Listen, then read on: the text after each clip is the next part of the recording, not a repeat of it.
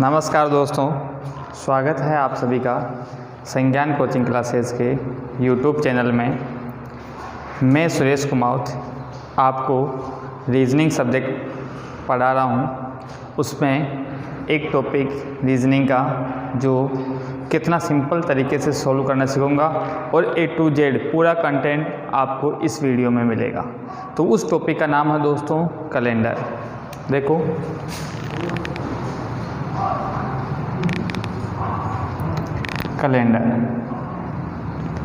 Calendar की बात करते हैं तो सबसे पहले अपन सब लोग जानते हैं कि दिन, माह और वर्ष, इन तीनों के मध्य जो भी रिलेशन स्थापित किया जाता है उसका एक माध्यम कैलेंडर। अब कैलेंडर की बात करते हैं तो कैलेंडर की जो खोज करता था वो अपन इंटरनेशनल कैलेंडर की बात करते हैं। कौन सा? अंतर्राष्ट्रीय कैलेंडर। अपन आज पढ़ेंगे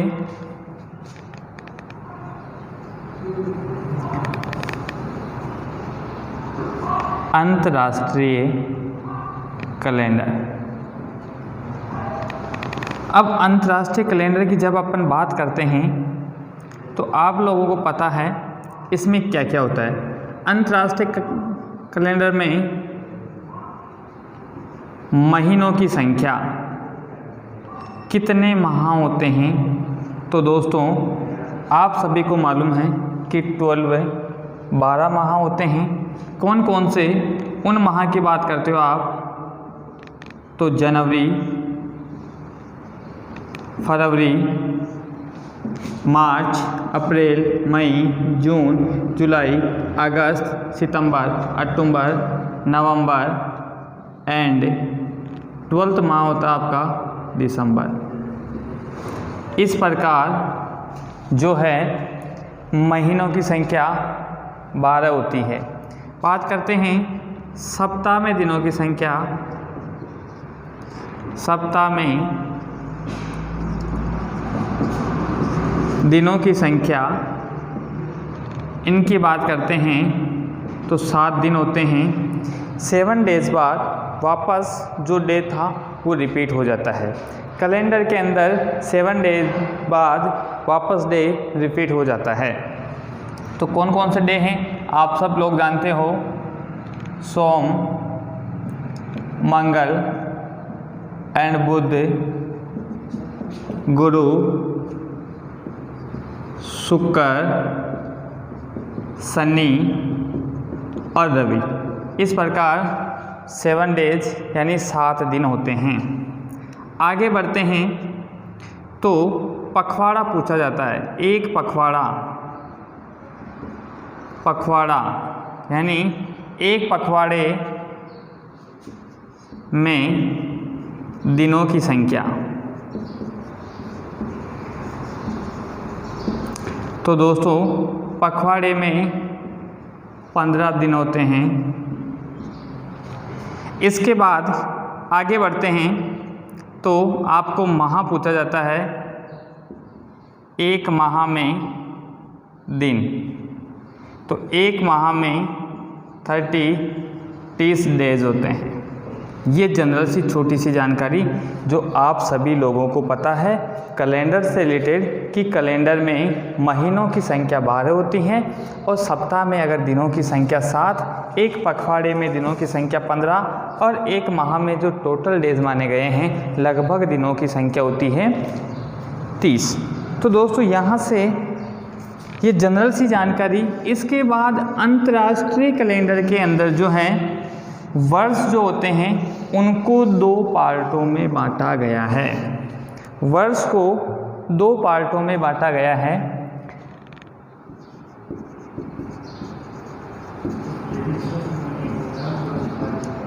वर्ष को 2 पार्टों में बांटा गया है।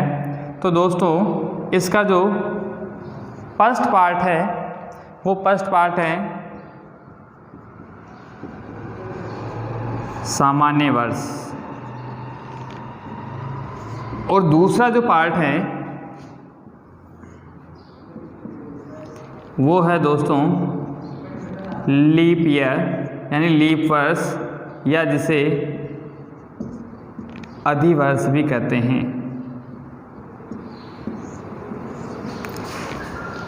दोनों में डिफरेंट बता रहा हूँ। डिफरेंट के बेस के आधार पे भी आपको पता होना चाहिए कि जनरल ईयर यानी नॉर्मल ईयर एंड आपका जो लीप ईयर होता है उसमें क्या डिफरेंट होता है। तो बात करते हैं अपन जनरल ईयर की। तो डेफिनेशन में यहाँ लिखता हूँ, वह वर्ष जिसमें 4 का पूरा पूरा भाग नहीं जाता हो,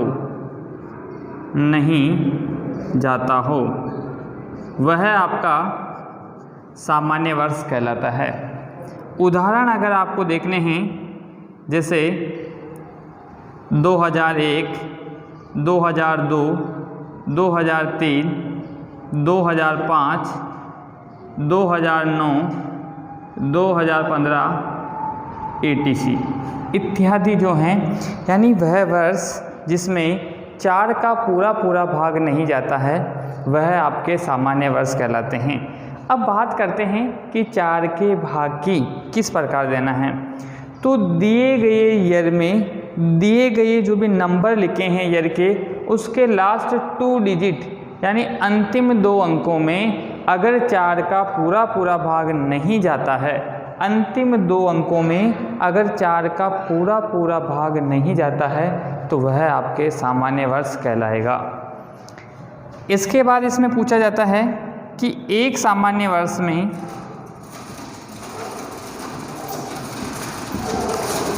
एक जनरल ईयर में टोटल डेज यानी कुल दिनों की संख्या, एक सामान्य वर्ष में साथियों 365 365 यानी 1 जनरल ईयर में टोटल डेज अगर आपको देखने हैं तो वो होते हैं 365 डेज। इसके बाद पूछा जाता है कि एक सामान्य वर्ष में जो फरवरी माह होता है में कुल दिनों की संख्या कितनी होगी। तो फरवरी माह में दोस्तों 28 डेज होते हैं। जो भी आपके जनरल ईयर होते हैं, सामान्य वर्ष होते हैं, उसमें टोटल डेज जो हैं वो 28 यानी 28 दिन होते हैं। इसके बाद जो है पूछा जाता है, इम्पोर्टेंट लाइन है कि ओल्ड डेज यानी जिसे अपन बोलते हैं विषम दिन या एक्स्ट्रा डेज यानी अतिरिक्त दिनों की संख्या। तो दोस्तों इसके लिए फॉर्मूला होता है कि एक वर्ष में कुल दिनों की संख्या अपॉन सप्ताह में दिनों की संख्या।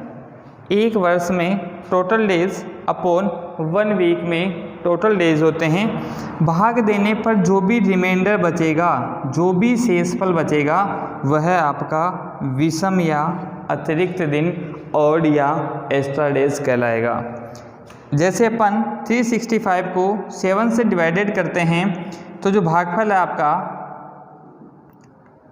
भागफल आता है 52 एंड शेषफल जो है, शेषफल बचेगा आपका 1। तो 1 क्या हो गया, ओल्ड एज या विषम दिन। ये चीज़ पूरे कैलेंडर में काम में आएगी। तो एक सामान्य वर्ष में जो आपको विषम दिनों की संख्या बताओ, तो एक सामान्य वर्ष में कुल विषम दिन होते हैं 1। इसके बाद आपको पूछा जाता है अगला पॉइंट, इधर लिख देता हूँ। अगला पॉइंट बनता है कि किसी भी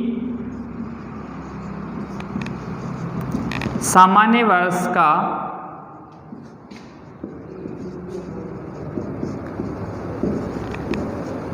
प्रथम दिन और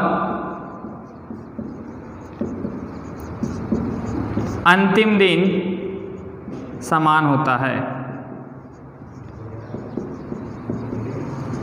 अब आपको वहाँ नहीं जाना है कि सर मेरी अगर किसी भी जनरल ईयर के फर्स्ट डे शादी हुई थी तो क्या लास्ट डे भी होगी। ऐसा नहीं है केवल इतना सा है कि जो आपका फर्स्ट डे था वो कि फर्स्ट डे यानी 1 जनवरी को जो डे था वही डे आपका 31 दिसंबर यानी 31 दिसंबर को होगा। तो आप लिख सकते हो जनरल ईयर का first day and last day क्या होता है, सेम होता है। किसी भी जनरल ईयर का first day and last day same होता है कि वार दोनों का समान होगा। एक सामान्य वर्ष में पहले दिन जो ही वार होगा, या क्वेश्चन आपको पूछा जा सकता है कि एक सामान्य वर्ष शुक्रवार के दिन स्टार्ट हुआ तो वो ख़त्म किस वार को होगा, तो जो फर्स्ट डे है वो अंतिम डे होगा यानी शुक्रवार के दिन ही समाप्त होगा। तो एक एग्जांपल बता देता हूँ इसका मैं आपको कि जैसे 1 जनवरी 2010 को शुक्रवार था, तो आपको क्वेश्चन पूछेगा 31 दिसंबर 2010 को कौन सा वार होगा। 1 जनवरी 2010 को शुक्रवार था तो 31 दिसंबर 2010 को कौन सा वार होगा। तो देखो साल सेम है, यहाँ आपका फर्स्ट डे है और ये साल का लास्ट डे है, तो दोनों के दिन वार क्या होता है, सेम होता है। तो इस दिन भी शुक्रवार होगा, ये आपको याद रखना है। अपोजिट क्वेश्चन पूछ लिया जाए, अपोजिट का मतलब आपको पूछ लिया जाए कि 31 दिसंबर 2003 को सोमवार था, इसी के बेस पे बताओ कि 1 जनवरी 2003 को कौन सा वार होगा। इसी के बेस पे अगर आपको अपोजिट भी पूछ लिया जाता है तो भी घबराने की कोई ज़रूरत नहीं है। फर्स्ट और लास्ट सेम तो लास्ट और फर्स्ट भी तो सेम होगा, तो इस दिन भी क्या होगा, मंडे यानी सोमवार होगा। कभी समस्या नहीं आनी चाहिए। वापस रिपीट कर देता हूँ, अगर आपको जनरल ईयर दिया गया है, सामान्य वर्ष दिया गया है, साधारण वर्ष दिया गया है, तो उसमें साल का पहला और अंतिम दिन समान होता है, अंतिम और पहला दिन समान होता है। अगला पॉइंट,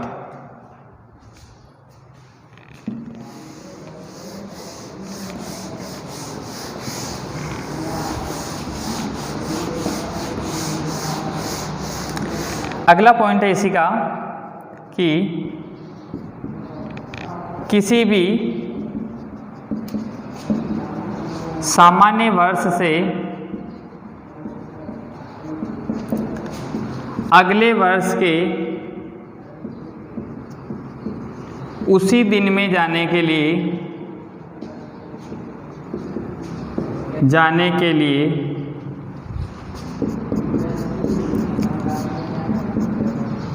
एक यानी +1 एक जोड़ लेते हैं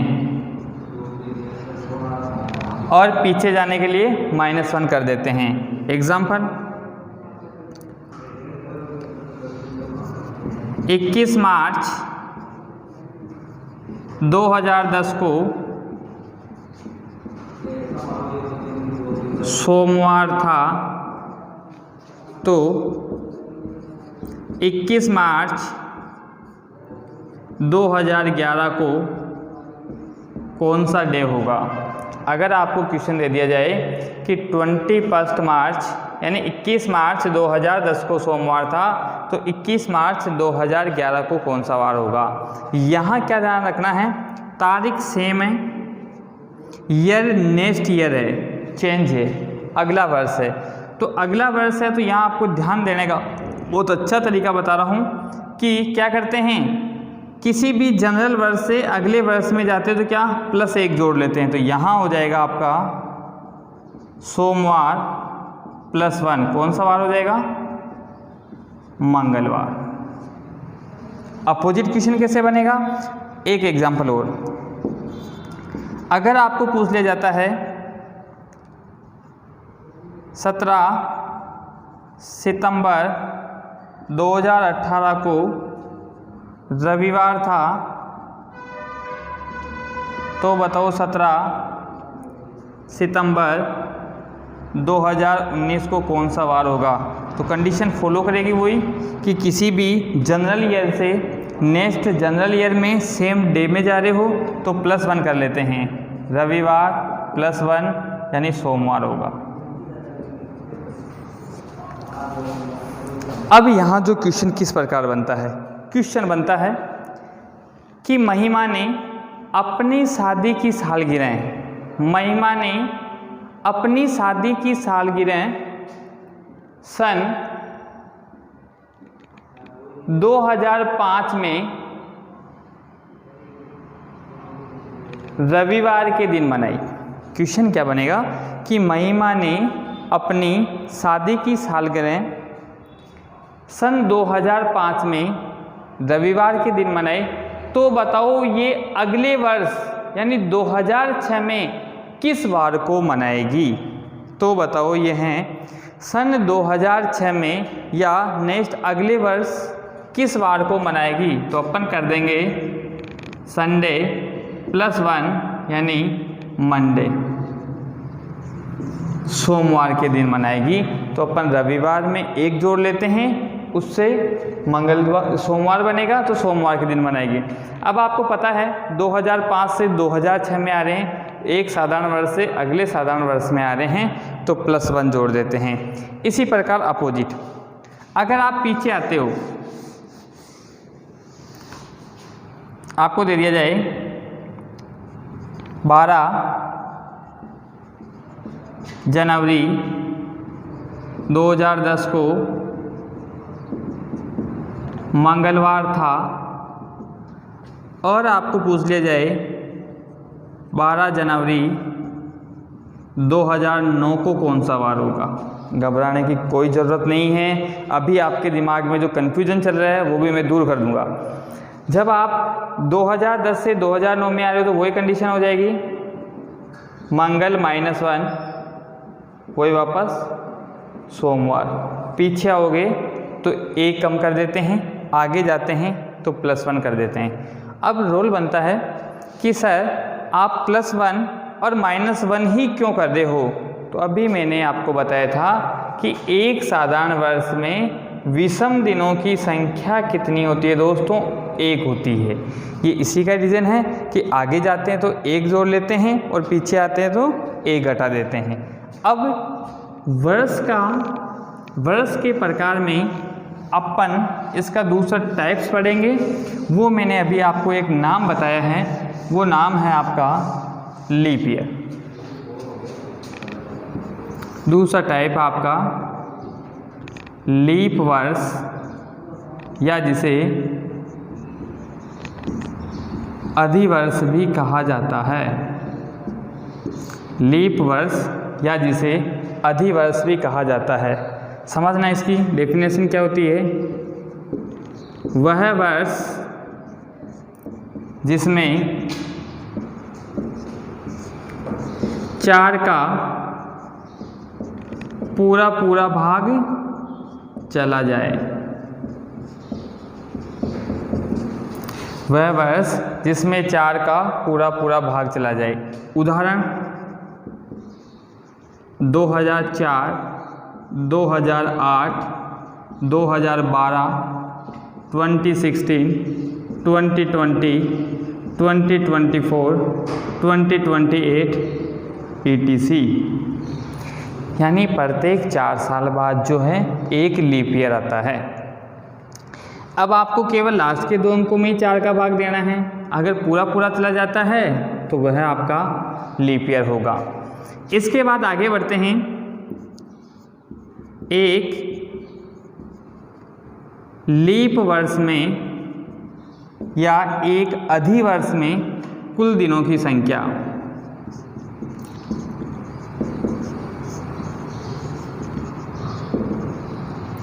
कुल दिनों की संख्या ये होती है 366 डेज। एक सवाल बना होगा मेरे कुछ नए साथियों के लिए, वो सवाल होगा कि सर वहाँ 365 डेज थे और यहाँ 366 डेज कैसे हो गए। तो दोस्तों आपको पता है कि एक सौर वर्ष में, और ये और बता देता हूँ, आपने एक नाम सुना होगा सौर वर्ष। इसमें क्या होता है, सौर वर्ष जो है पृथ्वी जो है सूर्य के चारों ओर चक्कर लगाती हैं, तो उस एक टाइम पीरियड को यानी एक राउंड को वो पूरा करने में टोटल जो समय लेती है वो लेती है 365 से ही 1/4 डेज, यानी 365 दिन 5 घंटे 48 मिनट और 56 सेकेंड का टाइम लेता है, जो वो है 1 सौर वर्ष के बराबर होता है। तो 4 साल में 1/4 1/4 1/4 1/4 करके 1 डेज बन जाता है, इसलिए 4 साल बाद 1 दिन बढ़ जाता है। आगे आता है कि इसमें फरवरी माह में दिनों की संख्या, एक साधारण वर्ष के फरवरी माह में कितने डेज होते हैं? 29 दिन होते हैं। एक दिन कहाँ से आया? मैंने आपको बता दिया है, यहाँ से एक दिन बढ़ जाता है 4 साल में, उसको फरवरी माह में जोड़ा गया है। तो दोस्तों आप मेरे को कमेंट्स में लिख के बताओगे कि 1 जो डेज था उसको फरवरी में क्यों जोड़ा गया है, फरवरी के अलावा किसी दूसरी महीने में क्यों नहीं जोड़ा गया है। इसका आप कहीं से भी ढूंढ के मेरे को कमेंट्स में लिख के बताओगे कि ये एक दिन फरवरी में ही क्यों जोड़ा गया है। आगे बढ़ते हैं। अब वही आपके एक्स्ट्रा डेज, ओवर डेज यानी विषम दिन, या जिसे अपन बोलते हैं अतिरिक्त दिन, एक्स्ट्रा डेज अतिरिक्त दिन, इनकी संख्या कैसे निकालते हैं? एक वर्ष में कुल दिनों की संख्या बटा सप्ताह में दिनों की संख्या। जब अपन भाग देते हैं तो आपके पास भागफल आता है 52 एंड शेषफल यानी जो रिमाइंडर है वो बचता है 2। तो 2 क्या होते हैं? विषम या अतिरिक्त दिन।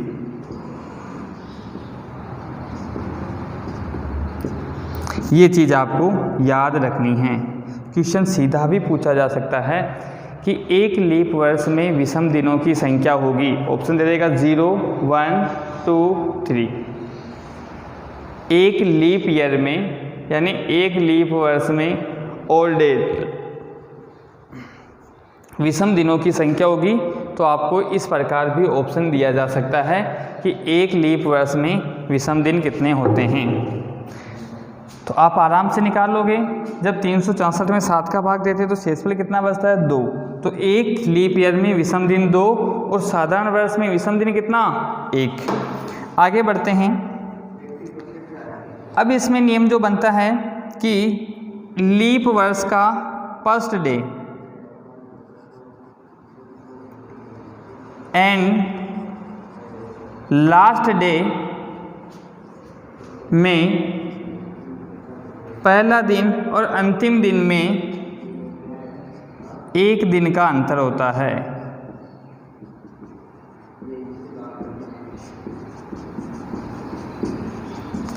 या कहा जा सकता है कि लीप वर्ष जिस दिन से स्टार्ट होता है उसके अगले दिन खत्म होता है। यानी कोई लीप ईयर सोमवार के दिन स्टार्ट हुआ तो वह मंगलवार के दिन उसका लास्ट डे होगा, यानी अंतिम दिन उसका मंगलवार होगा। इसका एक उदाहरण मैं आपको बता देता हूँ। अगर आपको पूछ लिया जाता है 1 जनवरी 2016 को शुक्रवार था, तो 31 दिसंबर 2016 को कौन सा वार होगा? कंडीशन ध्यान रखना, फर्स्ट डे से लास्ट डे जा रहे हो और ईयर सेम है।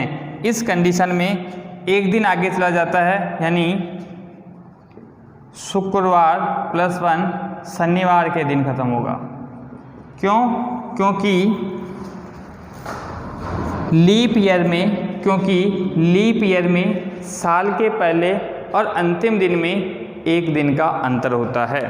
यहाँ तक दोस्तों आशा करता हूँ कि आपको समझ में आया होगा। अगला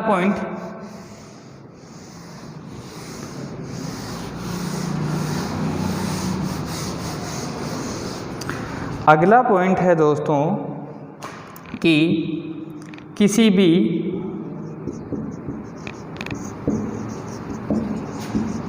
लीप वर्ष से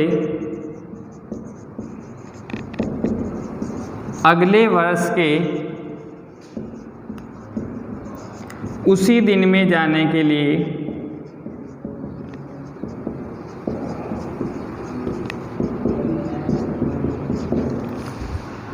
+2 कर लेते हैं और पीछे जाने के लिए -2 करेंगे। ये आपको ध्यान रखना है, लेकिन कंडीशन ध्यान रखनी है, लीप ईयर का पता चलेगा फरवरी माह में कि उस माह में फरवरी माह में कितने दिन हैं, या 4 का भाग देने पे वो लीप वर्ष है या नहीं है। दोनों के उदाहरण देखो। पहला उदाहरण है, क्वेश्चन यहीं से बनता है और फिर भी कन्फ्यूजन करेगा। देखो कैसे, अगर क्वेश्चन आपको पूछ लिया जाता है 12 जनवरी 2012 को शुक्रवार था, और आपको पूछ लिया जाए 12 जनवरी 2013 को कौन सा वार होगा। क्वेश्चन पे ध्यान देना अच्छी तरह। और एक क्वेश्चन अगर आपको पूछ लिया जाता है 10 अप्रैल 2012 को शुक्रवार था, आपको पूछ लिया जाएगा 10 अप्रैल 2013 को कौन सा वार होगा। यहाँ आपको क्या ध्यान रखना है, देखो यहाँ ध्यान रखने की कंडीशन आती है कि देखो जो फरवरी का महीना है, जो फरवरी का महीना है वह लीप ईयर का काम में आ रहा है। अपन जनवरी 2012 से जनवरी 2013 में जाते हैं, तो फरवरी का जो महीना है जो लीप ईयर का काम में आ रहा है, कौन से ईयर का काम में आ रहा है, लीप ईयर का काम में आ रहा है। तो यहाँ डे बताने के लिए अपन कर लेंगे शुक्रवार +2, तो वार आ जाएगा रविवार। तो इस दिन होगा आपका संडे, रविवार। ये गलती यहाँ भूल कर भी नहीं करनी है, ये गलती यहाँ भूल कर भी नहीं करनी है। अगर रट्टा मार लिया, रट्टा क्या कि लीप ईयर से अगले वर्ष में आने के लिए 2 जोड़ लेते हैं, तो क्वेश्चन 100% गलत हो जाएगा, और जो आपका गलत आंसर आएगा वो ऑप्शन में मिलेगा। तो दोस्तों कॉम्पिटिटिव एग्ज़ाम है, इसलिए आपको सावधानी रखनी है। सावधानी क्या रखनी है कि आप अप्रैल 2012 से अप्रैल 2013 में जाते हो, 10 अप्रैल 2012 से 10 अप्रैल 2013 में जाते हो, तो बताओ फरवरी का महीना, बताओ फरवरी का महीना 2012 यानी लीप ईयर का काम में आ रहा है या 2013 सामान्य वर्ष का काम में आ रहा है। कि सर अप्रैल से स्टार्ट हुआ है, अप्रैल से स्टार्ट हुआ है, तो लग रहा है कि फरवरी का महीना सामान्य वर्ष का काम में आ रहा है। फरवरी माह जो है वो सामान्य वर्ष का यानी जनरल ईयर का यूज़ में आ रहा है। फरवरी का जो महीना है वो सामान्य वर्ष का काम में आ रहा है। इसका मतलब यहाँ से आपको लीप से साधारण में जा रहे हो, यहाँ से आपको अगर फरवरी के बाद की तारीख दे दी जाए तो वहाँ आपको +1 करना है। +1 करने का कारण होगा कि जो फरवरी का महीना है वो साधारण वर्ष का काम में आ रहा है, तो यहाँ हो जाएगा आपका शुक्रवार +1 यानी शनिवार। ये आंसर होगा दोस्तों। +2 नहीं करना है, +2 कर दोगे तो गलत हो जाएगा।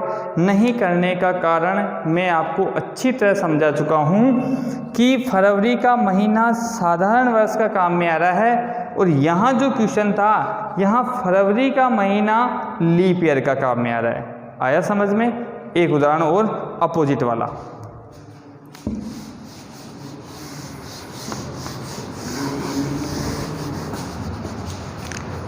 अपोजिट वाले उदाहरण की बात करते हैं। तो जैसे आपको दे दिया जाए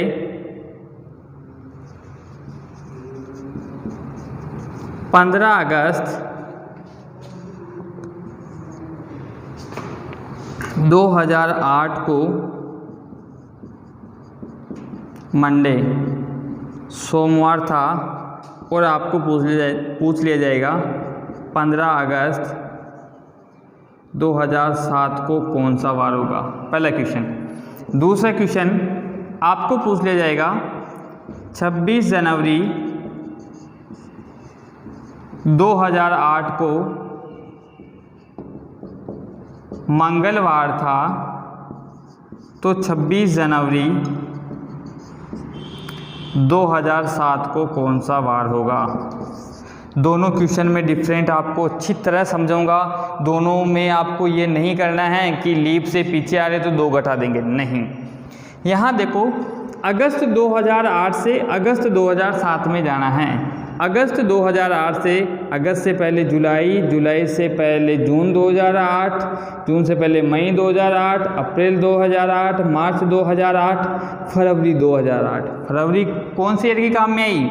2008 की, यानी लीप ईयर की काम में आई है। फरवरी कौन से ईयर की काम में आई है? फरवरी लीप ईयर की काम में आई है। तो यहाँ क्या करेंगे? -2।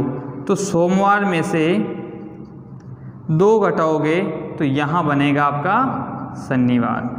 क्यों किया है? क्योंकि फरवरी का माह जो है वो लीप ईयर का काम में आ रहा है। अगर आपको 26 जनवरी 2008, अब यहाँ आपको क्या ध्यान में रखना है इसमें और इसका डिफरेंट वापस, कि 26 जनवरी 2008 से अपन जनवरी 2007 में आते हैं। जनवरी 2008 से जनवरी 2007 में आते हैं, तो ये नियम यहाँ यूज़ नहीं करेंगे। यहाँ ध्यान इसी बात का रखते हैं। क्यों? क्योंकि जब अपन जनवरी 2008 से उल्टा चलते हैं तो फरवरी का जो महीना है वो 2007 का काम में आता है। फरवरी का जो महीना है वो 2007 का काम में आता है। तो 2007 आपका नॉर्मल ईयर है, यानी साधारण वर्ष है। तो यहाँ ये नियम नहीं लगकर साधारण वर्ष का नियम लगेगा। वो नियम है आपका कि मंगलवार में से अपन -1 कर देते हैं तो बनेगा सोमवार। इस प्रकार दोनों नियमों का डिफरेंट ध्यान में रखना है कि नियम लिखा गया है, नियम को पढ़कर इस क्वेश्चन को करते हो तो आपका क्वेश्चन गलत हो जाएगा। इसलिए आपको ये सावधानी तो रखनी है कि जो फरवरी का महीना है वो लीप ईयर का यूज़ में हो रहा है या नॉर्मल ईयर का यूज़ में हो रहा है। लीप ईयर का हो रहा हो तो -2, और अगर जनरल ईयर नॉर्मल ईयर का हो रहा हो तो -1 आपको करना है। इस चीज़ का आपको ध्यान में रखना है। नहीं तो नियम पढ़ के आंसर दोगे तो क्वेश्चन गलत हो जाएगा, और क्वेश्चन यहीं से आपके पेपर में पूछा जाता है। तो ठीक है दोस्तों, आप हमारे इस चैनल को सब्सक्राइब करना, शेयर करना